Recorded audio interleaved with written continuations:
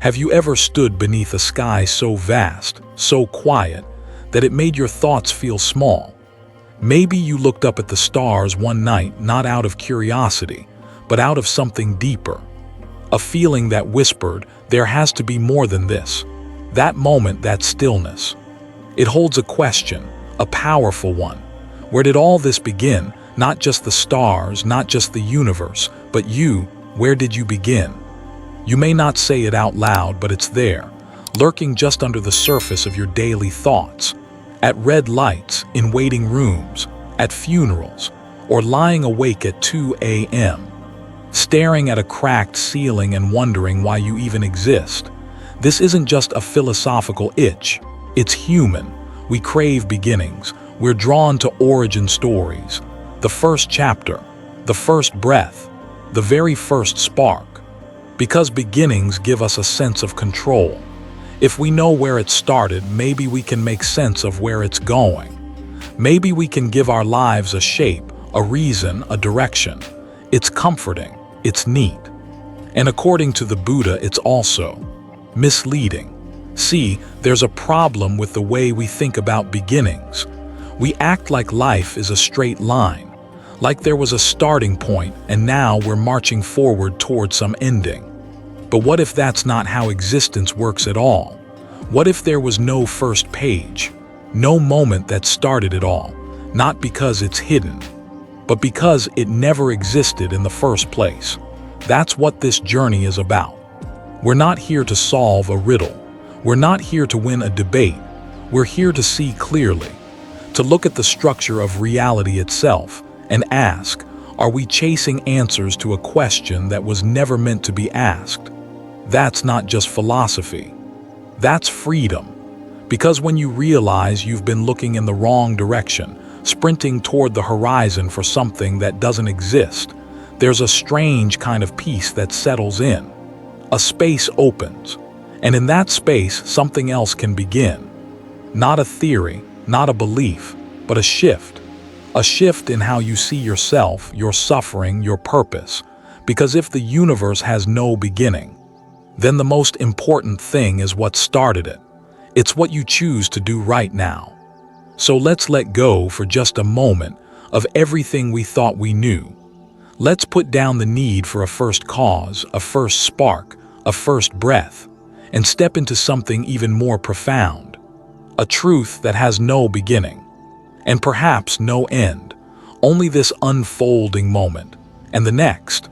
So, if our obsession with beginnings is a kind of illusion, if our search for day one is keeping us stuck, where exactly are we in all of this? Well, let's take a closer look, not out at the stars, but into the mind, into the way things arise and fall, and maybe, just maybe, we'll find something far more liberating than a beginning, something called Anāmatagga. We're wired for beginnings. It's in our stories. It all started one day. It's in our language. Since the dawn of time, it's in our lives. From birth certificates to baby photos, we always look for a starting line. And at first glance, it makes perfect sense. Beginnings offer a structure. They tame the wildness of the unknown. They give us something to hold onto when life feels like it's spiraling. They give us hope. Because if something started, maybe it can be fixed. If suffering had a beginning, maybe we can trace it back, unwind it, erase it. So we go looking for the first cause, the first domino, the first spark that lit the fuse. And this way of thinking works beautifully in day-to-day life. Your car breaks down, you trace it back to a faulty wire. Your headache returns. You realize it's from skipped sleep and stress. A relationship fails. You look back to that one fight or that one lie that changed everything. Cause, effect, cause, effect. It makes us feel intelligent, rational, safe. But what happens when we apply that same logic to everything, to life itself, to the cosmos, to consciousness? That's where things begin to crack, because the mind assumes there must be a first link in the chain, a chapter one of the universe. A master key, a cosmic ignition switch. But reality doesn't seem to play by our rules. Think of it this way: you're walking along a path in a dense forest. You see a river winding through the trees. It's flowing with energy, movement, rhythm. And so naturally you wonder, where does it begin? You walk upstream. You keep walking. Hours pass. The terrain shifts. The stream splits. It merges. It curves. You climb hills. You cross valleys. And still there's no clear origin. Because at some point it's no longer a single stream. It's rainfall. It's melted snow. It's hundreds of tiny creeks feeding into one another. There's no pinpoint, no source you can circle with red ink. Only a vast network, interconnected, interdependent, alive. That's how our existence is. We want one clean beginning, one neat answer, but instead we find process. We find patterns. We find a dance of conditions. And this frustrates the human mind, especially a mind conditioned by culture, education, and ego to always ask why and when. We want the world to behave like a book, with a title page, with a first sentence. But the Buddha invites us to close the book and listen. Listen to the sound of life as it is, not in theory, not in narrative, but in direct experience. Because the need for a beginning is just that, a need, a craving of the thinking mind. And craving, as we'll soon discover, is the engine behind all suffering. So maybe, just maybe, our obsession with the first cause isn't helping us wake up. Maybe it's lulling us deeper into illusion. And if that's true, then what is real? What does the Buddha actually say about how we got here? Not how we were created, but how our suffering is sustained, how our identities keep rebuilding themselves, moment after moment, lifetime after lifetime. To find out, we need to follow a very different path, not upstream, but inward. And in that inner space, we discover something far more ancient, far more subtle than any origin story. It's a truth the Buddha called Anāmatagga, the truth of no beginning, and it changes everything. Imagine this. You're standing beside a vast, flowing river. Its surface reflects the clouds above. Its current is alive with motion. You look one way, and it winds endlessly into the horizon. You look the other, and it disappears into shadowy mountains far behind. And you wonder, where does it begin? So you follow it, not just for minutes or hours, but for lifetimes. But no matter how far you go, no matter how many bends you trace, you never find the first drop. Because it was never about a single beginning. It was always about flow. This is the nature of Anāmatagga, a word spoken by the Buddha over 2,500 years ago. It means no beginning can be found, not because the beginning is hidden, not because it's buried under cosmic dust or lost in some ancient myth, but because that's simply not how reality operates. You see, we're conditioned to think in terms of creation myths, like there was a moment when the universe was switched on. But what if the question itself is broken? What if looking for a beginning is like trying to find the first wave in the ocean? What if we've been measuring life with the wrong ruler all along? That's what the Buddha saw, not as a belief, not as a doctrine to be memorized, but through direct inner observation. He didn't sit under the Bodhi tree and say, I've discovered the first cause. He didn't ask, what triggered this cosmic experiment? He asked something far more radical. What are the conditions, right now, that allow suffering to exist? And when he looked deeply into that question, he saw movement, he saw links, he saw interdependence. He saw that everything, thoughts, feelings, identities, even entire worlds, arise and pass away based on conditions. Like dominoes falling not in a line but in every direction. Like rain from a sky with no center. And when you trace those causes back, further and further, you don't find a first cause. You find a circle, a cycle, a loop. A stream without a beginning. The Buddha described it like this. Monks, this cycle of birth and death has no discoverable beginning. A first point cannot be found of beings roaming and wandering, hindered by ignorance and fettered by craving. Let that land. He's not just talking about a theory of time. He's talking about you. That feeling you have of being stuck, of coming back to the same patterns, the same pain, the same questions over and over again. That's not your imagination. It's samsara. Not as a punishment, not as a superstition, but as a reflection of how we habitually relate to life. We cling, we crave, we forget. And so the wheel turns again. But here's the most important part. Just because the cycle has no beginning doesn't mean it has no end. The Buddha never said, "You're doomed to spin forever." He said, "You can wake up within the spin." Because the real trap isn't that we don't know the beginning. The real trap is thinking there has to be one. When we drop that demand, when we stop needing a first cause to validate our pain or our purpose, something incredible happens. We become present, not present like a mindfulness cliché, but deeply existentially present. Right here, right now, in this unfolding moment of cause and effect. You are not a fixed thing that started somewhere long ago. You are a living stream of causes and conditions, and every breath you take continues the flow, or interrupts it, depending on how you meet it, and that's what we'll explore next. Because if existence doesn't begin from a singular spark, then what does it arise from? What keeps it going? What is the actual engine beneath this pattern of birth, death, and becoming? To find the answer, we'll return to the Buddha's most profound insight, one that doesn't describe a god or a myth, but a mechanism, one as clear as breath, as intimate as thought. It's called Paticcasamuppāda, dependent origination, and it's the hidden architecture of everything. So far, we've let go of the need for a beginning. We've stepped off the familiar path of creation myths and into something much more profound. A stream without origin. But this raises a deeper, more urgent question. If the universe and your very self didn't start in the way we thought, then how do things arise at all? What causes thoughts to form, emotions to rise, identities to take shape moment after moment after moment?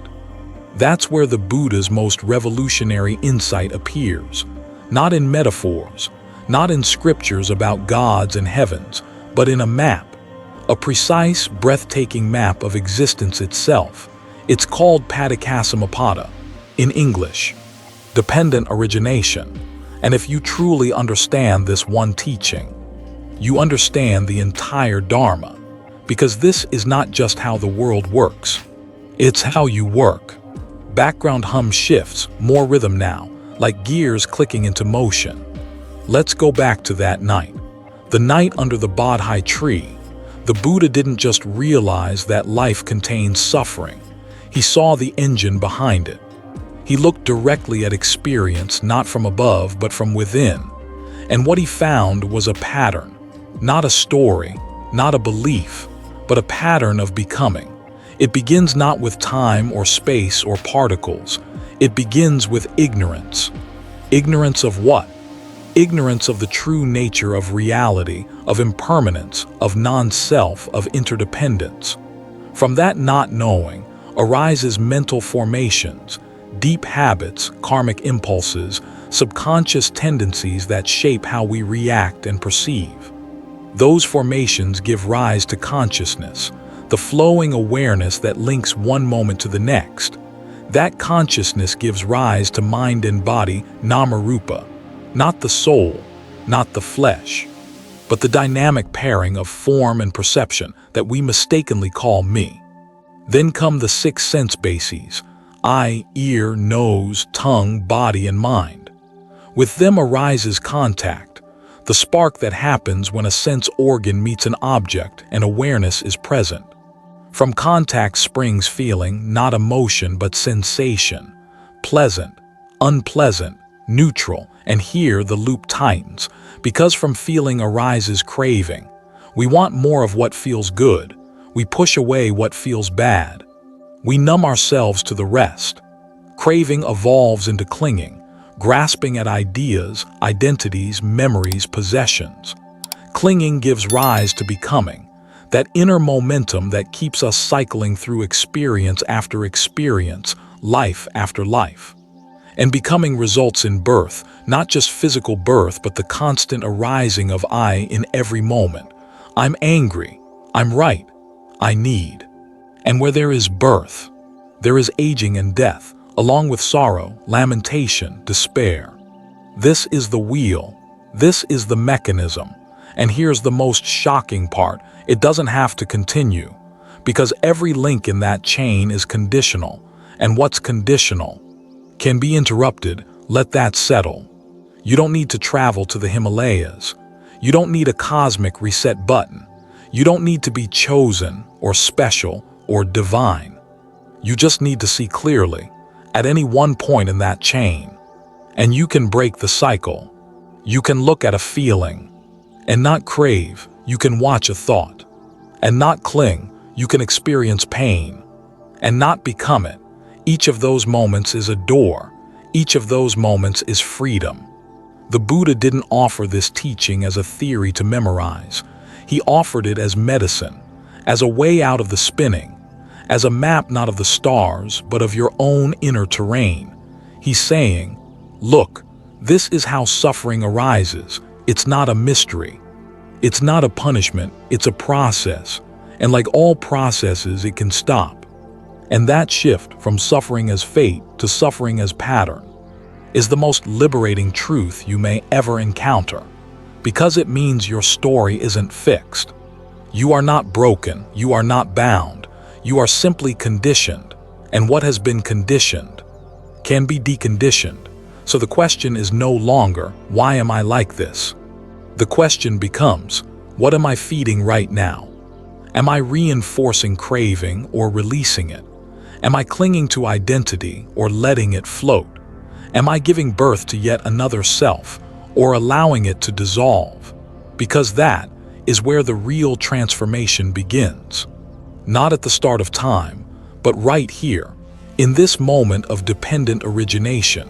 And now that we've seen the pattern, it's time to get even closer, to walk inside the 12 links, to feel how they live in us, not as ideas, but as experience, and to understand just how personal this cycle really is. Close your eyes for a moment and imagine your life, not as a straight line, but as a wheel that turns, and turns, and turns. Each turn isn't random. Each spoke of that wheel is connected. Each link feeds the next. Each movement leads to the next moment of you. This wheel is called Samsara, and its engine is known as the 12 Nidanas, the 12 links of Paticcasamuppāda, dependent origination. This is not abstract philosophy. This is your every thought, your every reaction. This is why you suffer. And to break free, you must understand not just what the links are, but how they live inside you. Let's step into the cycle together. 1. Avijja, ignorance. It begins in the dark. Not stupidity, not lack of education, but a deep, subtle not knowing, a not seeing of reality as it truly is, as impermanent, interdependent, and empty of inherent self. This ignorance isn't passive. It shapes everything, like trying to navigate a jungle at night, with no flashlight. And from that blindness, something begins to stir. 2s a letter 1e45 kh a macron r of mental formations.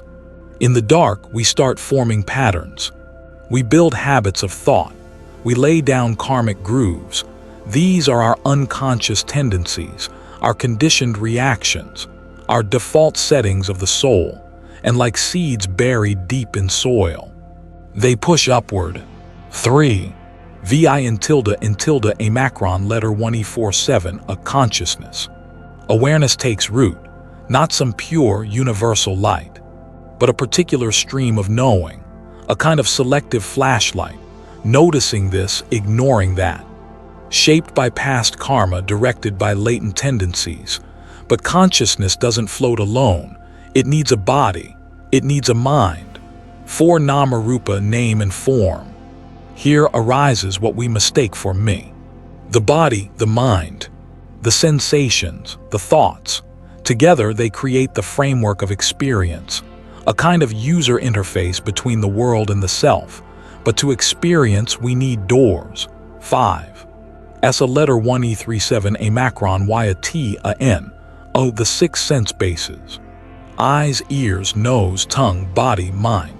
These 6 gates shape how we connect. Without them there is no world. No sight, no sound, no thought. But when they meet the outer world. 6 Phasa contact. There's a spark. The eye sees color. The ear hears sound. The mind meets memory. This is the meeting point between subject, object, and awareness. And with contact comes sensation. 7. Vedana's feeling. Pleasant, unpleasant, neutral, that's it. No stories, no analysis, just the raw data of being alive. But the mind doesn't leave it there, it wants more, or it wants out. 8. T a letter 1 E47 H a macron, craving. The hook, we want to hold on to the pleasant. We want to escape the painful. We want to ignore the neutral. This is thirst. This is hunger. This is the root of becoming. But craving isn't silent, it takes form. 9 Upadana, clinging. Craving turns into grasping, not just wanting something, but identifying with it. This is my opinion. This is my body. This is my anger, my past, my truth. And the tighter we cling, the more solid the self becomes. And from clinging arises a powerful force. 10. Bhava, becoming. Now the wheel turns harder. We are no longer just experiencing life. We are becoming someone. We give birth to a self-image, a story, a role. And with that becoming. 11 Jati, birth. A new I emerges, not just physical birth, but psychological birth. The birth of the warrior, the victim, the lover, the abandoned, the spiritual seeker. Each identity feels real, feels urgent, feels necessary, but all birth leads to one thing. 12. J a R a macron M a R a letter 1 E47 a aging and death. What is born must pass. Every identity you cling to will decay. Every role will end. Every story will fall apart. And with it comes sorrow, lamentation, despair. This is not poetic. This is precise. This is why we suffer. But now that we see the cycle clearly, we can finally ask the question that matters. Where do I interrupt it? Because this isn't a fixed prison, it's a system, a feedback loop, and feedback loops can be disrupted. You don't need to break all 12 links at once. You just need to become conscious. At any one point, when contact happens, pause. When feeling arises, observe. When craving shows up, breathe. That single breath, that space between sensation and reaction, that's your key. That's where the chain can break, not with cosmic explosions, but with simple awareness. The Buddha said, when this is, that is. When this ceases, that ceases. In that space, the wheel can stop spinning, and what remains is not nothingness, it's freedom. For thousands of years, humans have gazed up at the stars and asked the same questions. Where did all this come from? What started it all? Why is there something rather than nothing? These are not just philosophical games. They're at the core of human longing, to make sense of life, to find comfort, to grasp certainty in an uncertain world. And in the West, both through philosophy and science, great minds have tried to answer those questions. But what if all that seeking has been pointing to something the Buddha saw 2,500 years ago? Let's take a walk through time. In ancient Greece, philosophers wrestled with the same dilemma we explored earlier. The problem of infinite regress. If everything has a cause, what caused the first thing? And what caused that? To break this loop, Aristotle proposed something radical. There must be a first cause, an unmoved mover, a source that begins all motion, but is itself uncaused. This idea, elegant, logical, became a pillar in Western thought. It echoed through Christian, Jewish, and Islamic theology as the concept of God, a timeless creator, outside the universe, setting everything into motion like a divine clockmaker, and for many centuries this satisfied both reason and faith. But the Buddha offered no such theory. He didn't deny a first cause. He didn't affirm it either. Instead, he asked something far more daring. Is the question itself helping you end suffering? Or is it just more fuel for restlessness, doubt, and pride? That's where Buddhist insight diverges. It's not that Buddhism ignores these grand questions. It deconstructs them. It sees them as mental projections born from craving certainty, and it invites us back to something more real, more immediate. What is happening in this moment? And what is feeding it? Still, that hasn't stopped the scientific mind from pressing onward. Let's leap forward 2,000 years to the 20th century. Physicists, no longer satisfied with theological answers, turned to telescopes and equations. And the dominant theory emerged, the Big Bang, roughly 8 billion years ago. All space, time, energy, and matter erupted from a single, unimaginably dense point. A beginning, yes, but not quite the kind Aristotle imagined, because the Big Bang doesn't tell us why it happened, or what came before. In fact, it suggests that asking before is meaningless, because time itself may have emerged from that event. Stephen Hawking, one of the most celebrated minds in modern physics, put it beautifully. Asking what came before the Big Bang is like asking what's north of the North Pole. You've stepped outside the map. You're trying to find edges where there are none. In his no-boundary proposal, Hawking even echoed a deeply Buddhist flavor. The universe would be completely self-contained, with no beginning, no boundary, and no need for a creator. It would just be. Sound familiar? That's nearly identical to what early Buddhist texts pointed to in the term Anāmatagga, no findable beginning. Not because it's hidden, but because that's simply not how existence operates. It doesn't begin, it flows. It doesn't launch from a single source. It unfolds from conditions. And that's where Buddhist wisdom slices deeper than even science dares. Because while cosmology explores the structure of the universe, Buddhism turns inward and investigates the structure of suffering. While physicists ask, what happened before the first second? The Buddha asks, what's happening before your next thought? What craving is rising right now? What identity are you giving birth to in this moment? Western philosophy and science often seek origins. Buddhism seeks cessation. One is a search for beginnings. The other is a method for ending. But that doesn't mean they're in conflict. In fact, when we place them side by side, we find something beautiful. Science reveals that time may be curved. Buddhism says the cycle of becoming has no start. Philosophy says infinite regression is logically impossible. Buddhism says the search for first cause may be spiritually irrelevant. Both point, sometimes unknowingly, to the very same mystery, a universe without ground, a self without a core, a reality without a true beginning. But Buddhism doesn't leave us floating in the unknown. It gives us a way to live within that mystery, without fear, because instead of clinging to answers, we awaken to process. Instead of worshiping a beginning, we become aware of the moment. And that's the invitation, to stop trying to solve the cosmos, and instead to become intimate with how suffering arises. Right now, because freedom doesn't come from understanding the first second of time. It comes from interrupting the cycle of suffering before the next.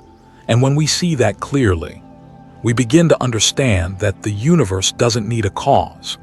To be beautiful, you don't need a first chapter. To begin again, and there is no need for an origin story. To write a new ending. There are moments in life when silence says more than any scripture, moments when the urge to explain fades into the deeper wisdom of restraint. Buddhism has always embraced paradox, and one of its most powerful teachings is this: not every question is worth answering, and not every mystery is meant to be solved with words. We live in an age obsessed with answers, instant results, instant clarity. We Google, we debate, we demand explanations. But 2,500 years ago, in a forest in India, a monk named Paticcasamuppāda made a similar demand to the Buddha. He wanted answers. Was the universe eternal or not? Was it finite or infinite?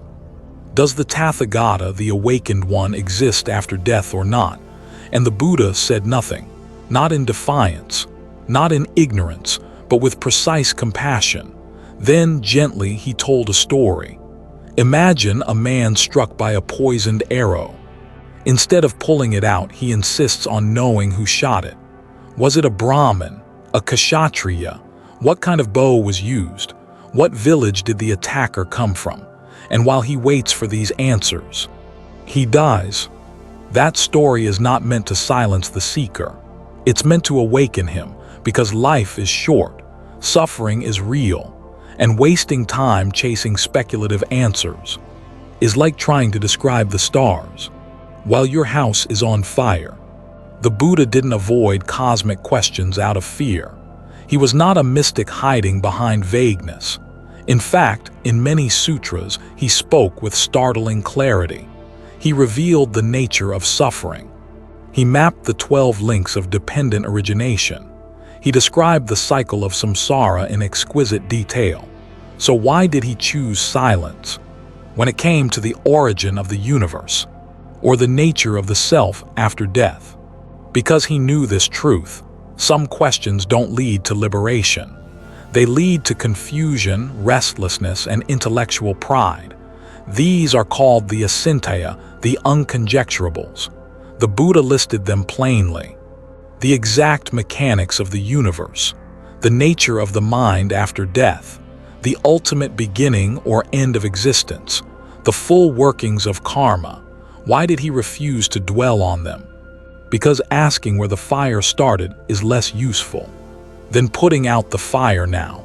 But that doesn't mean the Buddha wanted us to stop thinking.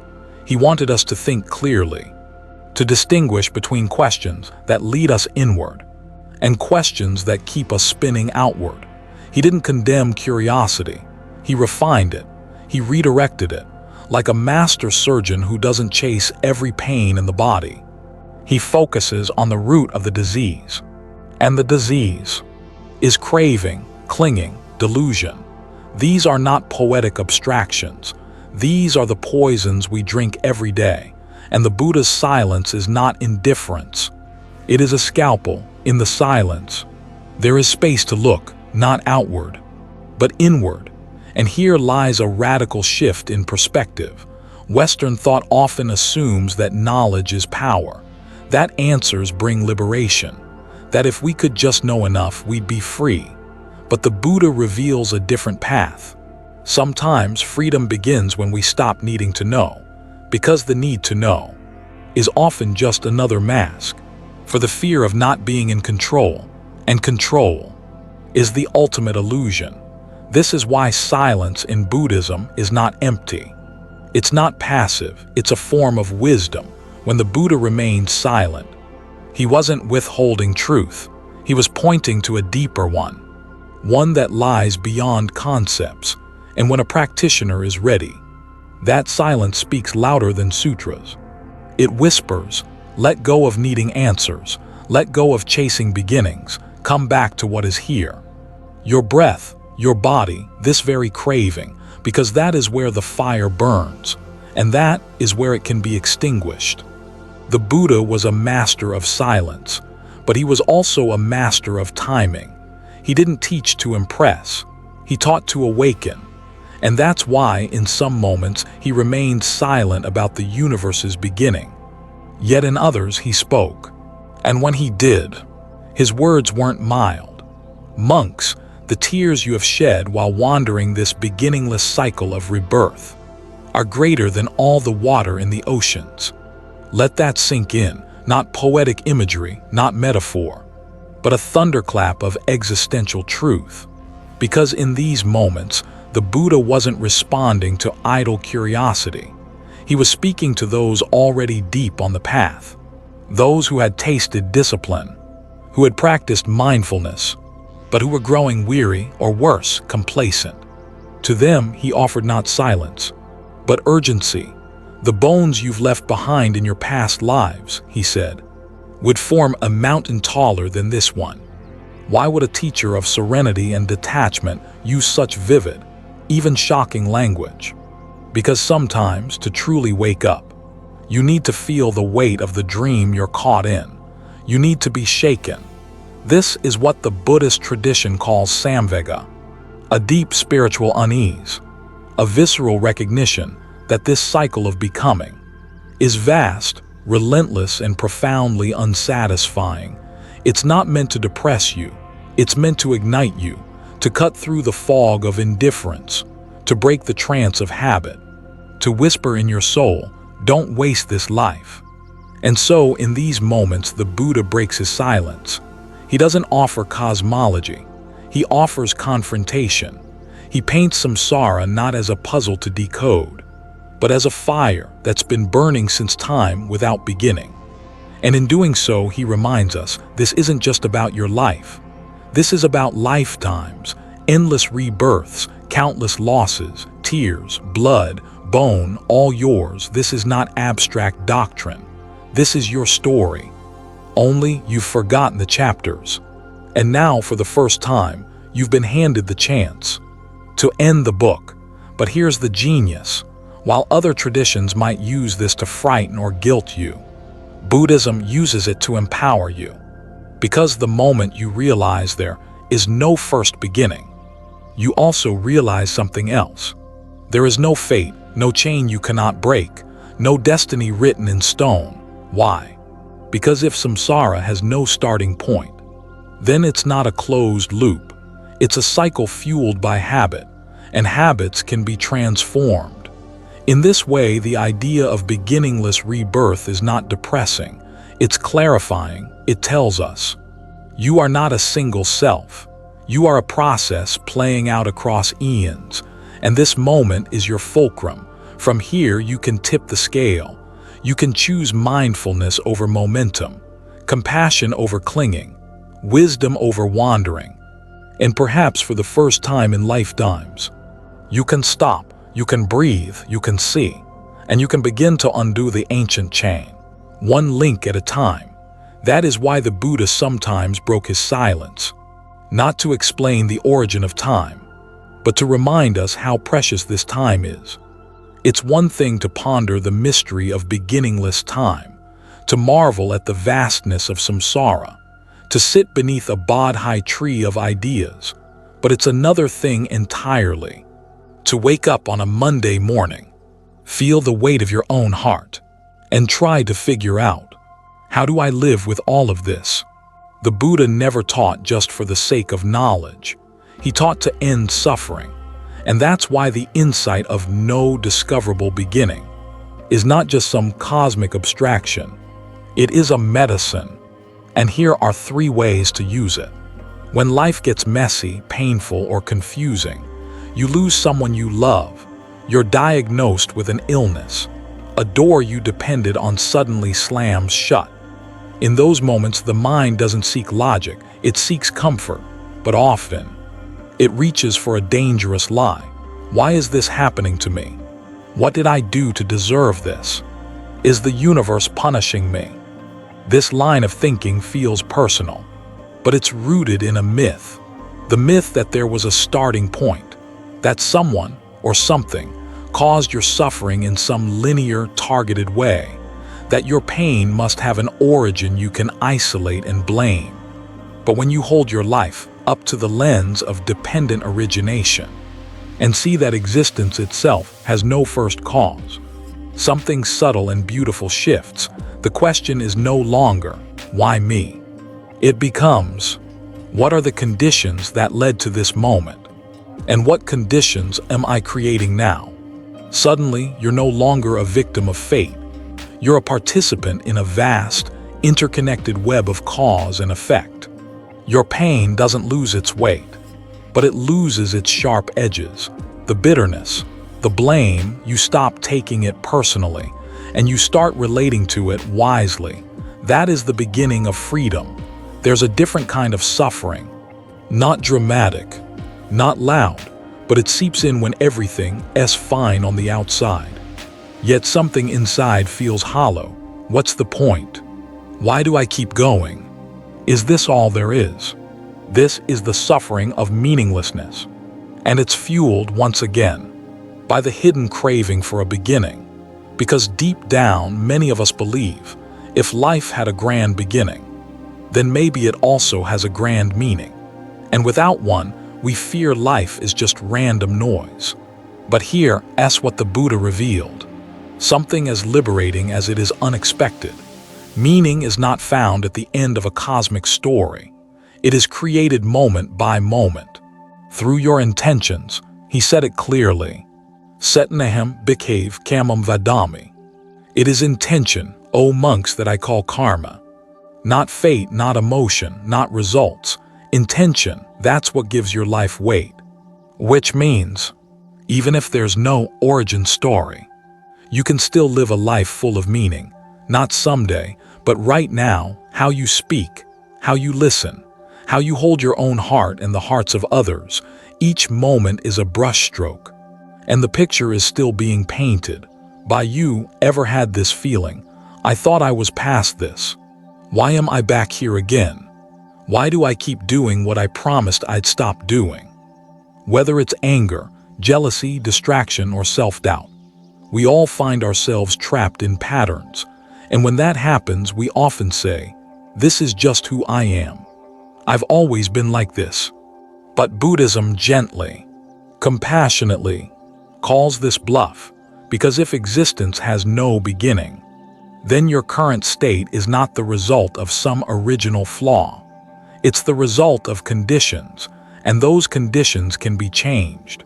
Your habits are not your destiny. They are the momentum of past causes, and that momentum can be interrupted. How? Through awareness. The Buddha taught that between every sensation and every reaction, there's a moment, a space, a breath. Someone criticizes you. You feel heat rising, but before the words leave your mouth, there's a choice. You don't need to act out the entire script again. You can pause, you can see, and you can respond instead of react. That's not weakness. That's awakening. That is how the fire of samsara, burning without beginning, can start to cool. Right now, so if there is no first cause, no original sin, no cosmic blueprint, then you are free to choose again, and again, and again. Not in some distant rebirth, but in this next breath. The past has no edge, but freedom has a door, and that door opens. With awareness, with courage, with a question, what am I feeding in this moment? And what am I ready to stop? That's not just Buddhist philosophy, that's spiritual rebellion, and it's available to you. Anytime you remember to stop, to breathe, to begin anew. There is no first domino, no original push, no cosmic hand that started it all. And yet here you are, breathing, feeling, thinking, becoming. You've walked through teachings that seem to dissolve the very ground beneath you. No starting point, no fixed identity, no creator's script. Just movement, just causes and conditions, just you exactly as you are, floating in a vast sea of arising and passing. And in that sea, maybe you saw something, not just the waves, but the pattern, the craving, the clinging, the reactions on autopilot, the same stories playing again and again. Not because you chose them, but because you didn't know you had a choice. But now, you do, because now you know. Samsara has no discoverable beginning, but it can have an ending. And that ending doesn't wait for some far-off future. It begins the moment you pause and see clearly. You don't need to fix the universe. You don't need to solve life's riddle. You don't need to trace your pain back to its origin. You just need to wake up. Right here, right now, in the breath, in the body, in the craving that just arose, in the pause before you speak, in the space where choice returns. This is where the fire stops feeding. This is where the cycle breaks. This is where the story no longer writes itself. And maybe, just maybe, this is what the Buddha was pointing to all along. Not the first chapter, but the final one, the one you get to write. So let's stop chasing beginnings. Let's stop waiting for the right moment. Let's stop asking the universe to give us an answer it never promised. Instead, let's choose this moment. Let's choose stillness over speculation, presence over philosophy, liberation over looping. Because even though the cycle may be beginningless, your freedom can begin now. You've been listening to Zen Buddhism wisdom. If this message moved something in you, don't keep it to yourself. Let this be your seed of awakening, and share it not with words but with how you live. May all beings be free. May all cycles find their stillness, and may you find your home in this breath.